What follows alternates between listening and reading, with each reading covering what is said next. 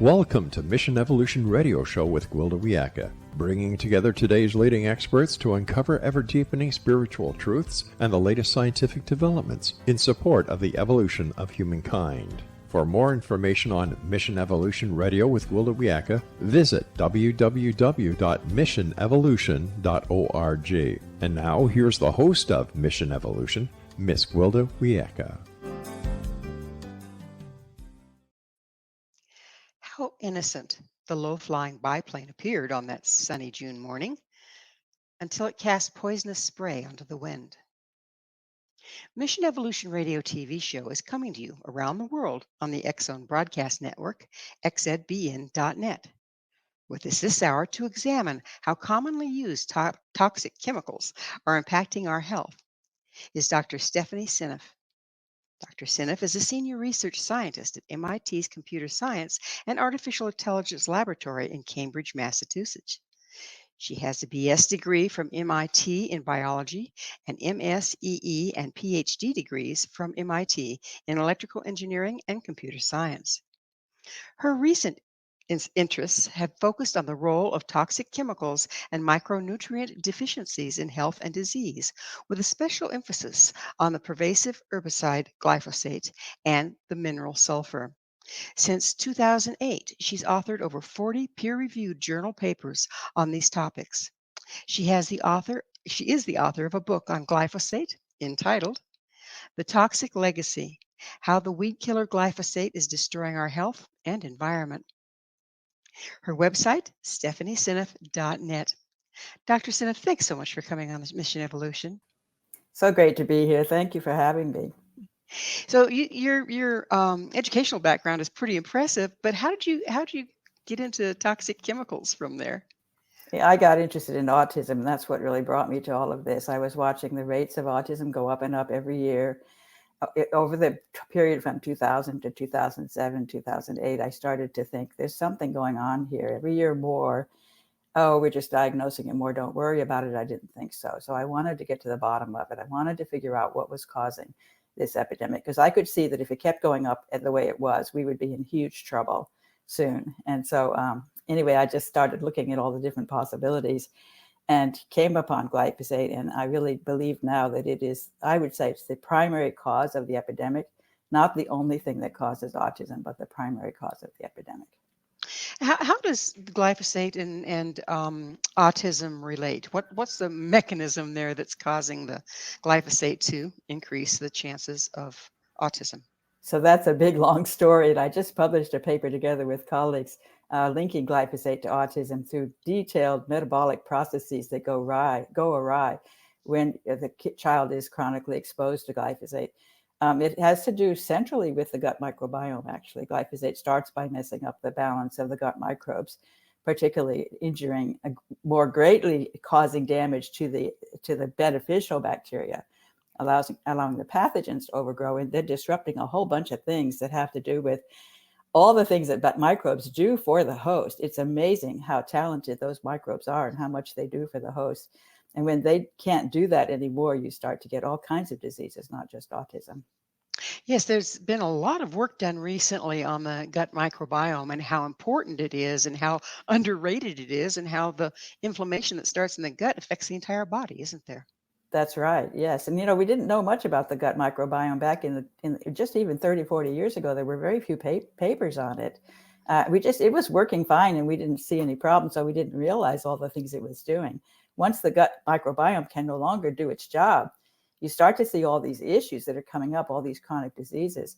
And then when you look deeply, you find out that the microbes are behind these diseases, that there's these imbalances that show up in association with, for example, Parkinson's disease is also directly related to gut dysbiosis, and also probably Alzheimer's and even many cancers, I suspect. So they really matter. They need to be healthy. And when they're not healthy, you're not healthy, systemically, really. Is inflammation play a big role in this? Absolutely. Inflammation is central. I think it's central to Alzheimer's and to autism and, to cancer and many, many other diseases that we're seeing. Absolutely the case. And then, of course, that inflammation starts in the gut and then spreads throughout the body. That's right. So does the brain get inflamed? Is that what Absolutely. causes our Yes. autism?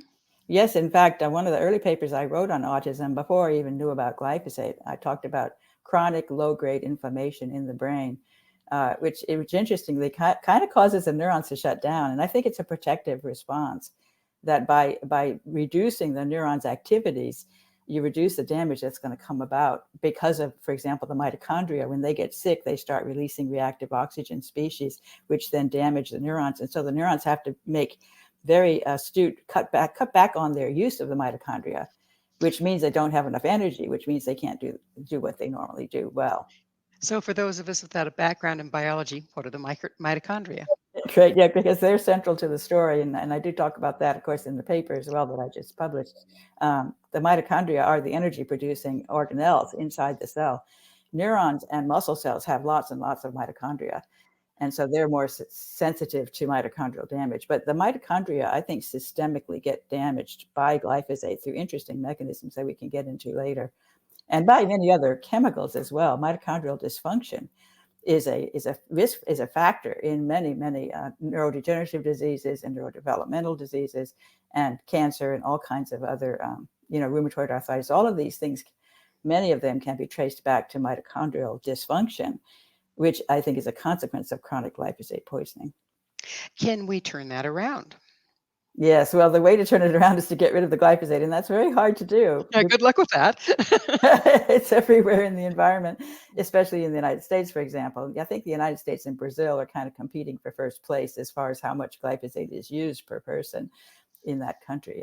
Both of those countries are very big on glyphosate. We depend upon it for our food supply because we have all these GMO Roundup Ready crops, GMO glyphosate-resistant crops. So let's start with how does it get here in the first place? How does it get into our environment and into our systems? Well, certainly through the food system, because as I mentioned, there are all these crops that have been engineered to resist glyphosate. They've got a bacterial gene that's inserted through GMO technology into their genome, which allows them to produce a version of an enzyme that is resistant, that it isn't harmed by glyphosate. And that enzyme is called EPSP synthase. It's in a biological pathway called the shikimate pathway. And that pathway doesn't exist in human cells. So this is why they argue that it's safe for us. It's a wonderful chemical because it kills all plants except for those that have been engineered to resist it. But it doesn't harm us at all. This is the argument that they give, which is not true. And you can read my book to see exactly why it's not true. But so the making the plant, genetically engineering it to be resistant to glyphosate, in effect, makes it so that you can douse the thing in glyphosate and it'll kill all the weeds, but it won't kill the crop. Is that that's the point exactly there? right. And it makes farming very efficient because you don't have to have people pull the weeds by hand. It's hard to separately kill the weeds without a lot of manual labor, unless you have a chemical that the plant is protected from. But the other thing they use it for, which actually ends up showing up more at higher levels in the food supply, is the non-GMO crops. People think if I buy non-GMO, I'll be safe. That's not true, because there are many non-GMO crops that are sprayed with glyphosate right before the harvest as a desiccant. And that's become a very popular practice in farming. And they intentionally are killing the plant. It's ready for the harvest. They accelerate the going to seed so they can harvest it sooner. Sometimes they're racing against a frost. Mhm. It's getting late in Canada, and the crop's going to get killed by the frost unless we harvest it. We can accelerate that by putting glyphosate on the crop, kill the crop, synchronize the yield, synchronize them to all go to seed at the same time because they go to seed in response to the glyphosate, and that increases the yield as well. And so it also dries out the crop, which makes it easier to clear it for next year's growth, and also kills any weeds at the same time. So you get a head start on next year's weeds as well. So they seem to think there's a lot of good reasons to do that. But the problem is that glyphosate shows up in the foods that are derived from those crops at extremely high levels. And in fact, my friend Tony Mitra harassed the Canadian government for many years and finally got them to test over 8,000 different food samples for glyphosate. It was really a great thing that Canada did, because the other countries, US hardly tests anything. We just say, well, it's safe. We don't need to know. We know it's all over the food supply. We don't care, is what the US says. But they found the highest levels consistently were found in surprising place, which is legumes like peas, chickpeas, garbanzo beans, lentils, sky high levels of glyphosate in those foods. That's like hummus. And a lot of people who are gluten intolerant switch over to eating a lot of those foods. So they're going from the fire, what do you call it? Out of the frying pan into the fire. Out of the frying pan into the fire, because it's even higher levels of glyphosate typically in those legumes than there is in the wheat. The wheat also is sprayed right before harvest. And I think that is a primary cause of the epidemic we're seeing in gluten intolerance. And of course, also casein intolerance. Both of those, I think, are connected to glyphosate. So we're just about out of time in this segment, but I take it that glyphosate isn't something you can just kind of wash off your apple. No, it's embedded in the tissues, and we can get into that in the next segment, but that is really a critical part of it. You cannot wash it off. And it's even in the, in the animals, because the animals pick it up in their feed and it gets into their tissues. So it stays. What's the half-life of the thing? Yeah, well, that's a bigger story than we probably have time for if we're about to disappear, but it's supposed to be very fast. It's supposed to go away in a couple of weeks, according to Monsanto, but it actually can linger for a very long time, and it can get into the tissues, and then it gets extremely hard to get it out. So it can kind of sit in there as a toxin in the fat, and there you have it. Yeah, all over the body, actually in the protein. Oh, in the protein as well. Mm-hmm. Well, it's very invasive, isn't it? Yes. Well, it is time for that station break. Dr. Seneff and I will return very shortly, so don't go away. This is Mission Evolution, www.missionevolution.org. What aren't they telling us? What we don't know may be hurting us. With us this hour, discussing the poisoning of the masses, is author of Toxic Legacy, How the Weedkiller Glyphosate is Destroying Our Health and Environment, Dr. Stephanie Seneff. Dr. Stephanie, I'd like to revisit something that we kind of opened up in the last segment. And you said that you correlated glyphosate poisoning, if you will, with food allergies, acquired food allergies. Would you go into that a little bit more? How does that happen? Yes, well, it's a complicated story, of course. Everything about glyphosate is complicated metabolically, but it's extremely interesting. And, again, it starts with the gut microbes, because the gut microbes have a responsibility for helping the host to digest certain foods, and in particular foods that are high in proline. Proline is an amino acid that's found in proteins. And both gluten and casein have a lot of proline. Their characteristic feature of them is they have a lot of proline. And the particular microbes in the gut, lactobacillus in particular, produce a lot of enzymes that help to break the proline apart from the other amino acids, because it's an unusual protein that is difficult to break apart. It needs specialized services that the microbes provide. So the microbes those two, lactobacillus and bifidobacteria, are very important in the infant gut. They're like the dominant species normally in the infant gut. Glyphosate kills both of them. They're both very sensitive to glyphosate compared to other microbes. So then when they become suppressed, then the other microbes grow, and then you have a complete imbalance.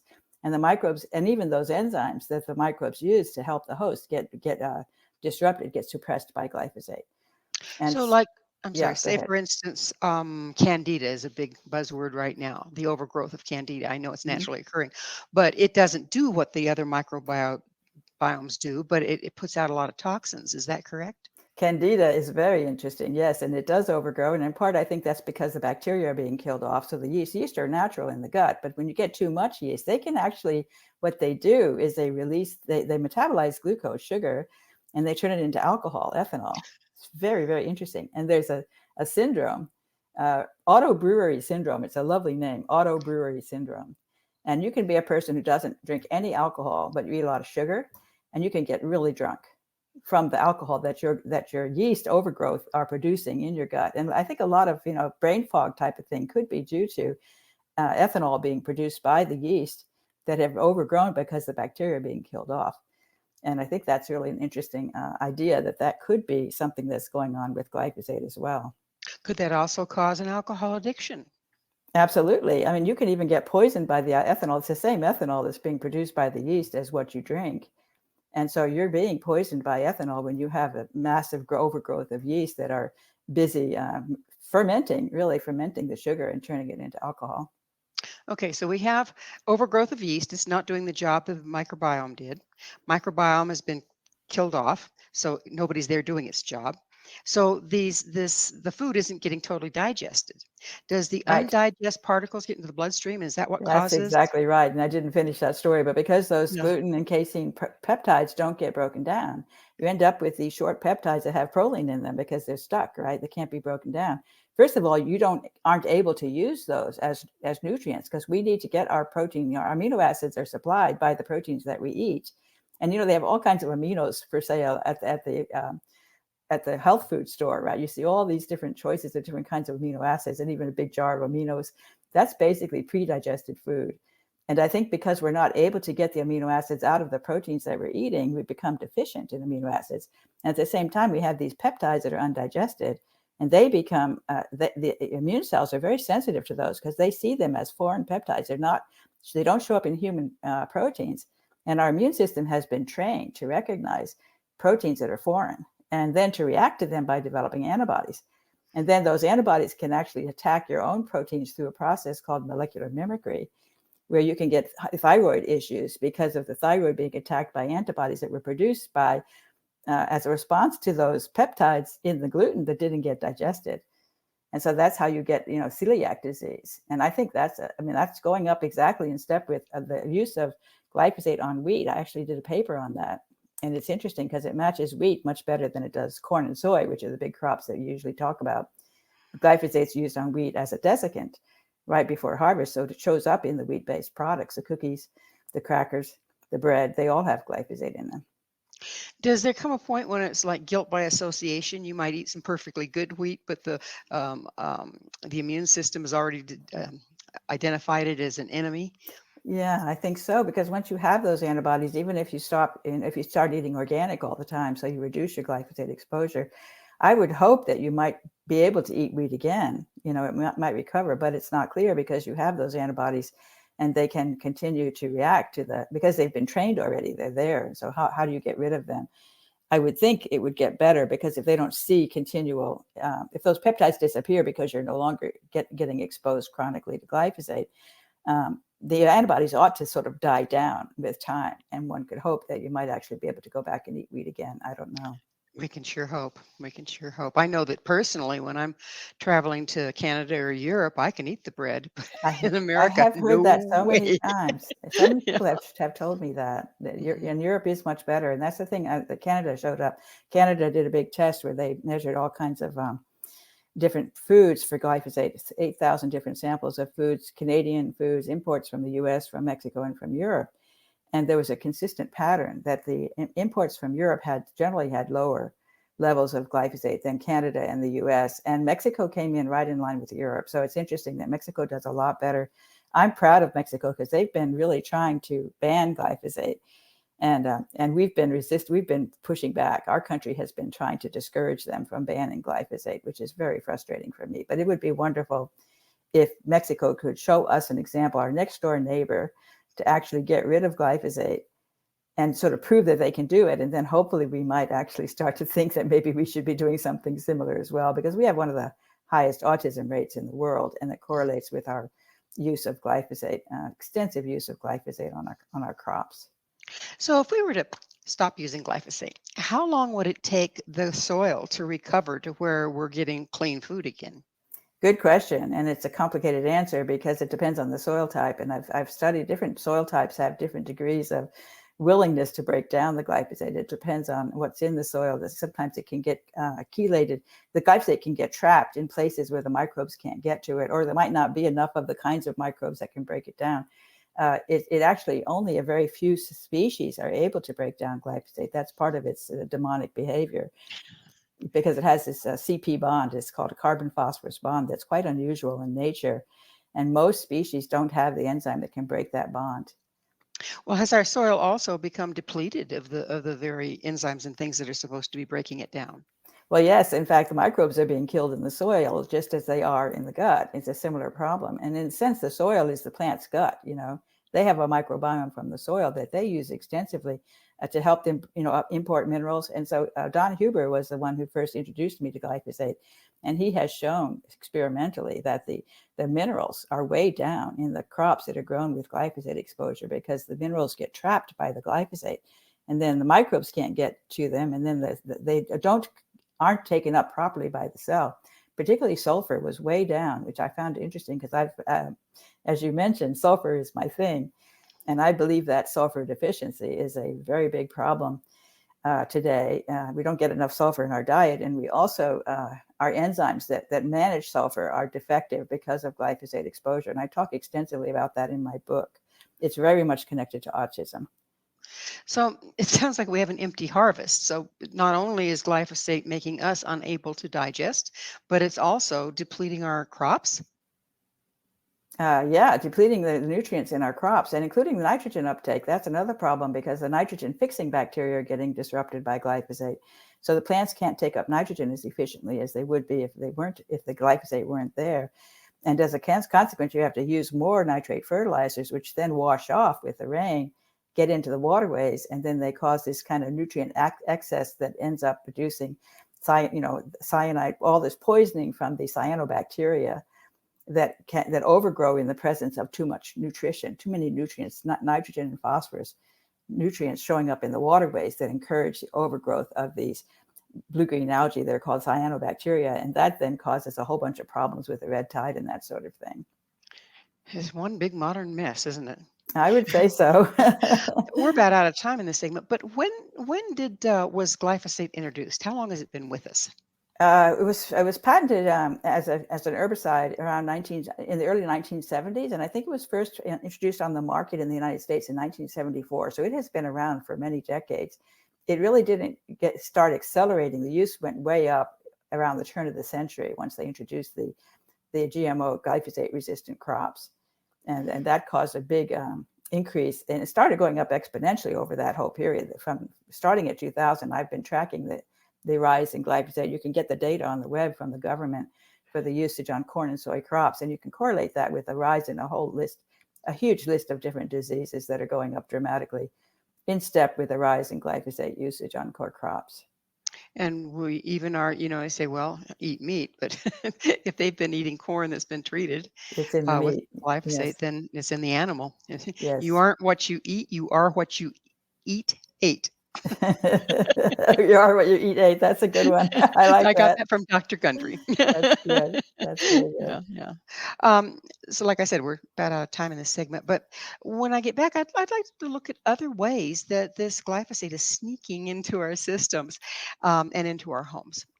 So that would be a really interesting thing to try to shortstop, but knowledge is the key, isn't it? Mm-hmm. Dr. Seneff and I will be right back to continue our discussion. Please stay right there. This is Mission Evolution, missionevolution.org, and we're coming to you on the X-Zone Broadcast Network, xzbn.net. If it's killing us, why do we keep doing it? This is Mission Evolution, missionevolution.org. With us discussing the negative impact of glyphosate on our health and environment is Dr. Stephanie Seneff. Her website, stephanieseneff.net. Dr. Stephanie, before we went into the break, we were talking about trying to figure out other ways outside of just on our food that glyphosate is getting into our homes and impacting our families. Would you go into that for us, please? Well, unfortunately, it's in the air, it's in the rain, it's in the waterways, it's in the, I think it's in the gasoline, and in the biofuels that go into the gasoline, for example, the ethanol. I worry about that in particular because I think that's one that we haven't really heard about, and it hasn't been proven, but I suspect it, and this one has me concerned. My friend Anthony Samsa, we collaborated on a number of papers, and he asked different of his friends to collect rain samples from various places, and I gave him a sample from Cambridge, where I work at MIT, Cambridge, Massachusetts. I got another sample from my home in Winchester, which is a northern suburb of Cambridge. And then I got a third sample in Hawaii. I have a home in Hawaii, Kauai, North Shore, a very healthy area, and I got a rain sample from there. The two suburban rain samples came out negative, but the one from Cambridge had glyphosate in it in the test that he gave on that. And I was suspecting this because of the biofuels. Because when you think about, go ahead. So it goes, I was wondering how what the fuels have to do with it, but you burn the fuels, it goes into the air, the rain comes through the air and collects the glyphosate? It ends up in the air. I think you're breathing glyphosate in the air, especially if you're living near a major highway and there's a lot of trucks going around with biodiesel. There's also bioethanol. The U.S. is big on ethanol. We dilute our gasoline with 5%, even 10% ethanol. I think they're pushing towards 10% now. Ethanol in the gasoline. That ethanol comes from GMO glyphosate-resistant corn. Is the source of that ethanol, and so I would be very surprised if you didn't find glyphosate in that ethanol that goes into the biofuels. And then you're going to have really, even if you're just putting the gas in the gas tank and it's evaporating, it's a hot day, the glyphosate could easily be taken up into the air, I think, from that situation. It needs to be proven. It's just a theory that I have, but it makes me, and especially because I've seen that kids who live near highways actually are at increased risk to glyphosate compared to children that live in a more remote area. Depending on where that remote area is, if it's next to a cornfield, you might be in trouble. That is true. Yeah. So how about topical exposure? Very often I'll be on a walk on a bike trail, and you'll see these little signs that says, "Oh, just been sprayed." They don't tell you what you're supposed to do about that, but your dog goes over to take care of his business and gets it on his paws, or you walk across it, you get it on your shoes, that tracks into the house. Yes, no, that's a good point. How much of an impact would that have on babies crawling on the floor, pets walking across it being stirred up to breathe?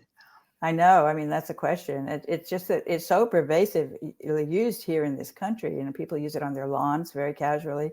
I think people are so unaware of its risk factor that they would be happy to put glyphosate on their dandelions while the child's playing outside. I think some people might not think about that. You just not realize, and certainly not wear any protective gear when they're using it because we've been told it's so safe. That's actually, I think, a very dangerous aspect of it, that we believe it's safe and therefore we use it casually in our home environments. And there have been several lawsuits against the company that makes glyphosate that have been successfully done through jury trial and had big awards for non-Hodgkin's lymphoma. And all of those lawsuits involved people using glyphosate on land. Often it was their own yard, for example. There was a school groundskeeper who was the first one who got, his name is Dwayne Lee Johnson, and he got a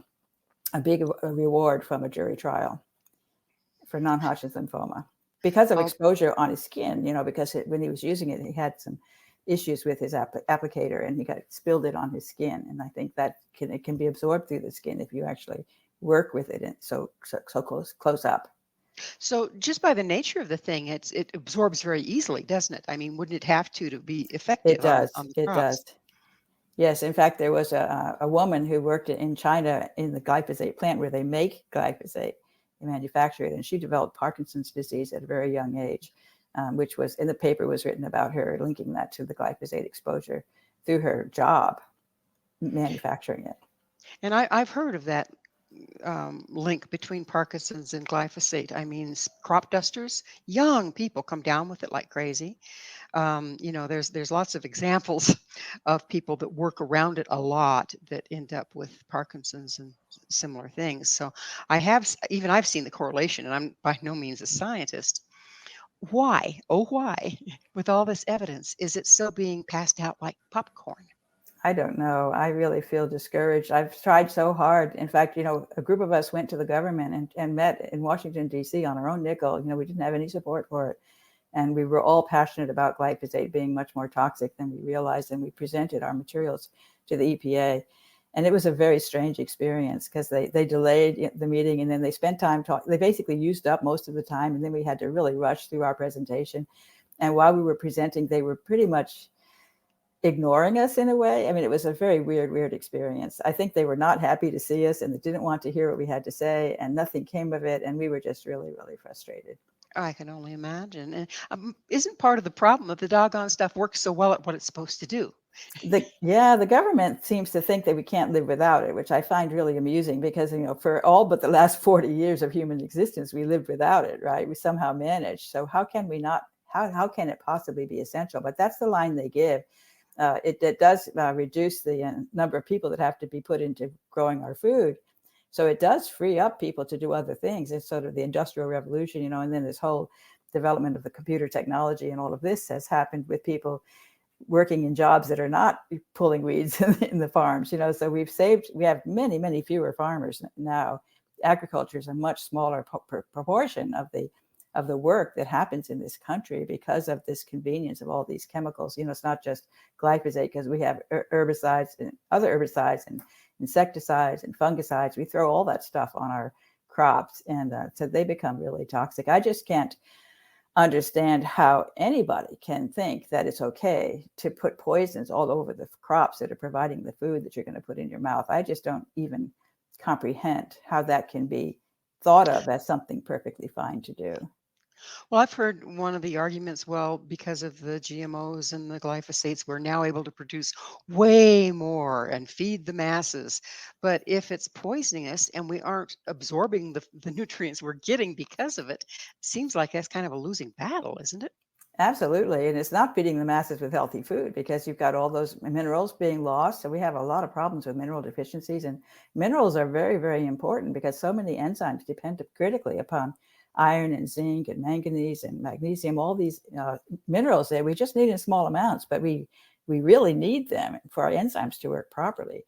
And we have a lot of people who have issues because of mineral deficiencies that are caused by glyphosate, because it's really good chelator. So it grabs hold of those minerals and won't let go. So does it have a missing proton or electron or something where it scoops up anything close to it? Yeah, well, it's an interesting molecule, as I said. It's got, it's negatively charged. It's a Zwitter ion. It has both plus and minus.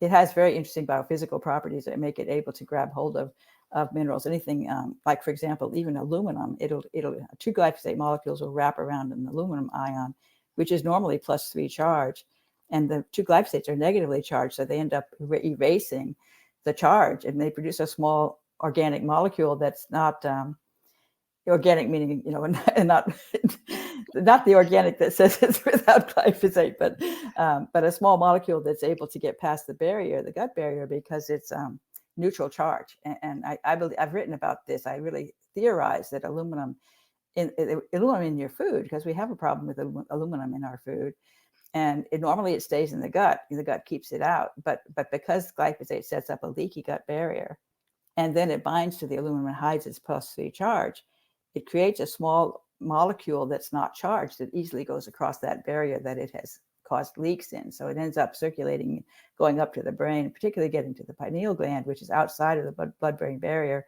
and damaging the pineal gland. And the pineal gland is a really important organ in our body that controls, for example, sleep. Isn't aluminum also linked with Alzheimer's? Absolutely the case. Yes. So we're setting ourselves up for increases in Alzheimer's along with everything else. Yes. And I think aluminum is linked to autism as well. And in fact, I think autism and Alzheimer's have a lot in common. It's quite interesting. Yeah, they're kind of a similar disease, except different age groups. So they have different developmental phases of life, and so they behave. It has many overlapping characteristics, actually. Very interesting. Is MS and all those autoimmune, are they also related in the same way? Not the same way, but they're related. And I think it has to do with these, with what I discussed before about the proteins not getting properly digested and then causing autoimmune disease because of the immune cells mistaking the human protein. It sort of matches the one they learned to watch out for. So they bind the human protein instead, and then they mess up its workings.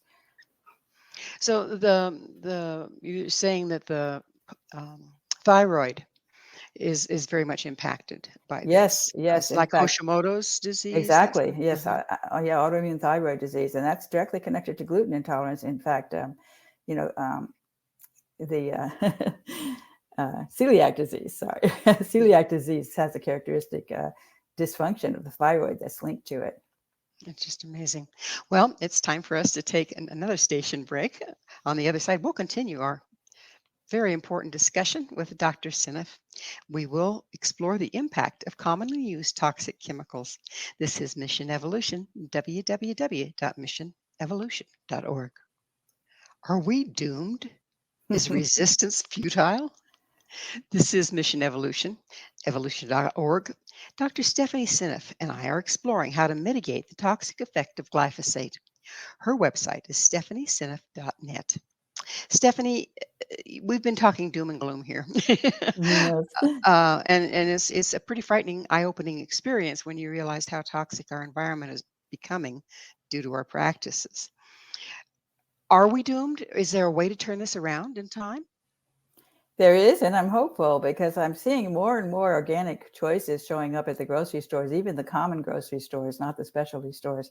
But I really encourage anybody listening to really make an effort to only buy certified organic food when you shop at the grocery store. And it's becoming more and more available over time.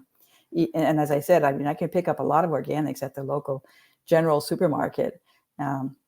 These days, it's much easier to get almost everything you would need for cooking organic. And I think that's really the most important thing you can do to keep your family healthy, is to only buy certified organic, or to work with a farmer that you trust who's not using chemicals and buy directly from the farm. I think that's really important. The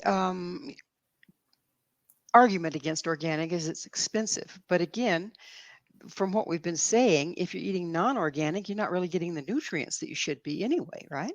Right. It's not nearly as good quality food, even irrespective of the poison that's in it. And the poison, of course, is going to make you sick, and then you're going to have a lot of medical bills, and medical bills add up very quickly. So, and of course, you don't feel good either. So that's another thing to consider. If you want to feel healthy and strong and have a good brain that you're able to think well, you need to eat healthy food. And it's not just a matter of organic. I really encourage you to think in terms of growing, cooking, work in the kitchen, buy basic ingredients, don't buy processed foods. Pretty much avoid anything in a box. Why is that? So the processed foods first of all, the processing itself introduces more toxic chemicals into the mix. And of course, when it's highly processed, it's not nearly as nutritious, because all of these really interesting macromolecules that are produced by plants, for example, so when you eat a lot of fresh vegetables and fruits, you're getting all kinds of exotic molecules that have like polyphenols and flavonoids. Those things have very useful metabolic roles to play to help your mitochondria to work well, and even something like chlorophyll and even cholesterol. People think cholesterol is bad. They try to eat a low cholesterol diet. No, cholesterol is a very important nutrient that your body needs. It really, I think cholesterol is to animals as chlorophyll is to plants. And yeah, I think it's a very important nutrient that you need to make sure you have enough of it. And that, of course, means a high fat diet. I encourage people to eat a lot of fats and to go low on the carbs compared to the fats, and especially to eat whole foods as opposed to processed foods, which is like pure sugar and even starch. All of these basic, they take the foods and they turn them into pseudo foods with these processing plants, and then they produce a soy protein bar, which to me is really not a food. You look at the list of ingredients on a soy protein bar, I would never eat one of those. Well, it became real popular to feel like a great cook by buying the canned stuff, reading the recipe off the back, and making fake food out of fake food, right? That was very prevalent in my mother's day. Yeah, they were pushing that. They really were. I remember back when I was a child, the ads that would say, have you playing with the children in the living room while their TV dinners are cooking in the oven, and encourage you to think in terms of, you're better than that. You shouldn't have to waste time cooking. There are much better things you could be doing. Yeah. And we've gotten that message, I think, for sure in the United States, that cooking is kind of wasting time, and as efficient as you can possibly be to get that dinner on the table is beneficial. And I think we need to change that. So I've got a question for you here. Go figure. What is deuterium? Yeah, okay. I'm glad you brought that up. I'm quite obsessed with deuterium these days. I'm very excited about it. And I do think it's a central part of the story in metabolism. And then again, the glyphosate disrupts the deuterium homeostasis in the body. And so we have a lot of issues with too much deuterium in our mitochondria because of glyphosate. This is a story that I'm building, and I'm very excited about it. Deuterium is heavy hydrogen. Hydrogen is the most common atom in the universe. It's the upper left corner of the periodic chart. 1 proton, 1 electron, very tiny atom. And by far the most common atom in your body, like over 60% of the atoms in your body are hydrogen atoms. And hydrogen plays a tremendous role in all the reactions that take place with the enzymes. The enzymes catalyze all these reactions that involve moving hydrogen around.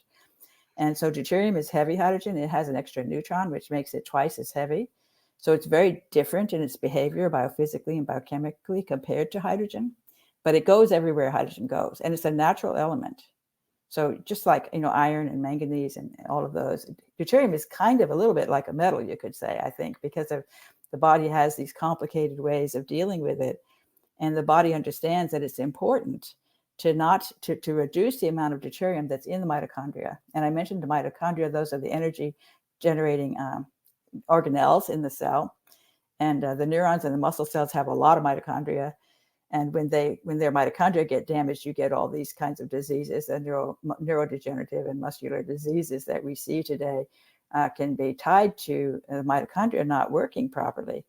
And they will break when they have too much deuterium. So there's a very complicated set of enzymes that are very skilled at selecting hydrogen. If I have a molecule of glucose and it's got a deuterium there where I'm supposed to take a hydrogen off, I won't touch it. I'll throw that one away and go get another one. So that the ones that have the deuterium stay behind, and the enzyme is able to choose the one that has the hydrogen and then pass the hydrogen on to the mitochondria. It's really cool biochemistry that I find extremely fascinating. But when you start to realize the scope of it, you realize that it is very, very central to metabolism, to make sure that the mitochondria have low deuterium.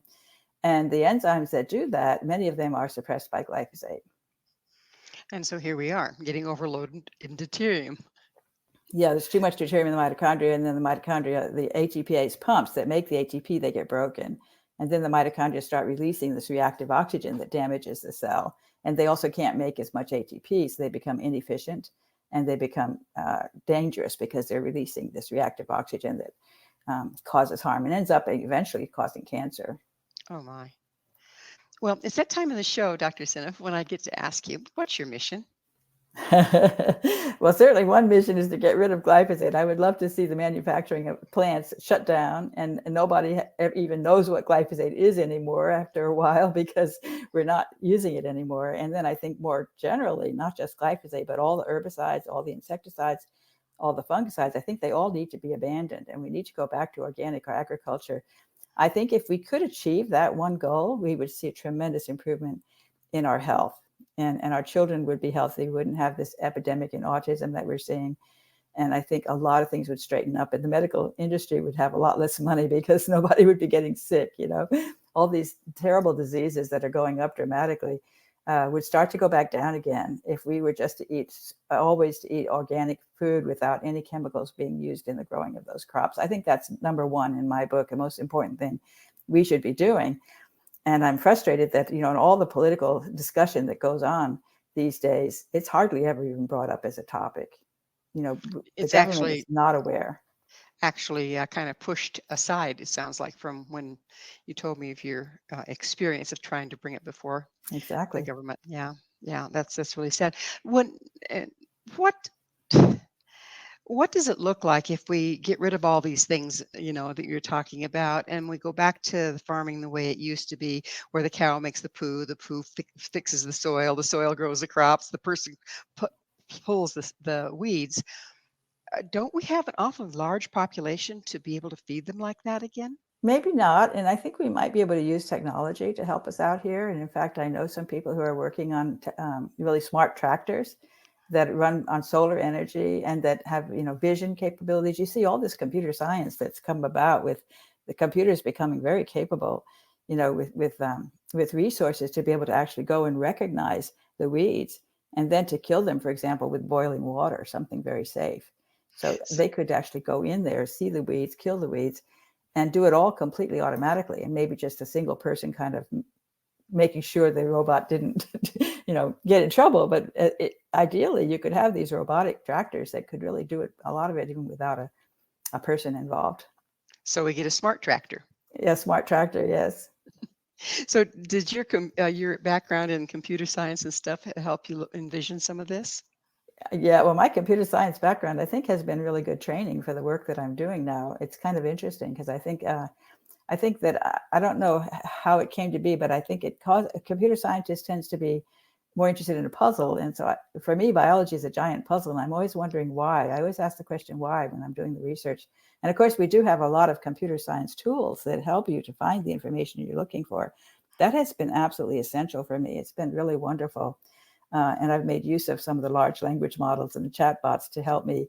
And you have to be careful because they can lie, but to help you get educated on the topics that you're studying, it's really accelerated the rate at which I can acquire the knowledge, then piece together the puzzle by always asking why, to understand why is metabolism doing what it does. And it does such interesting, bizarre things that you're like, this just doesn't make any sense. And then that always drives me nuts. I have to go figure it out. And that's really how I came upon deuterium, because when you look at metabolism, it's so puzzling that it's so complicated. It's much more complicated than you would think it needs to be. But And once you remove one element and you've got a complicated mess, right? Yeah, once you've got the deuterium idea in place, then all this complexity makes sense. And that's what I'm so excited. Well, we are out of time in the entire show. I can't thank you enough, Dr. Seneff, for coming on the show and sharing your knowledge with us. Thank you so much. It's been my pleasure. Our guest this hour has been Dr. Stephanie Seneff, the author of Toxic Legacy: How the Weedkiller Glyphosate is Destroying Our Health and Our Environment. To find out more about Dr. Seneff, where you can find her book and all she has to offer, visit her website, stephanieseneff.net. This has been Mission Evolution with Gwilda Wiyaka. For more information or to enjoy past archived episodes, visit our website, www.missionevolution.org. But most importantly, please be sure to join us right here next time as this mission continues, bringing information, resources, and support to our evolving world.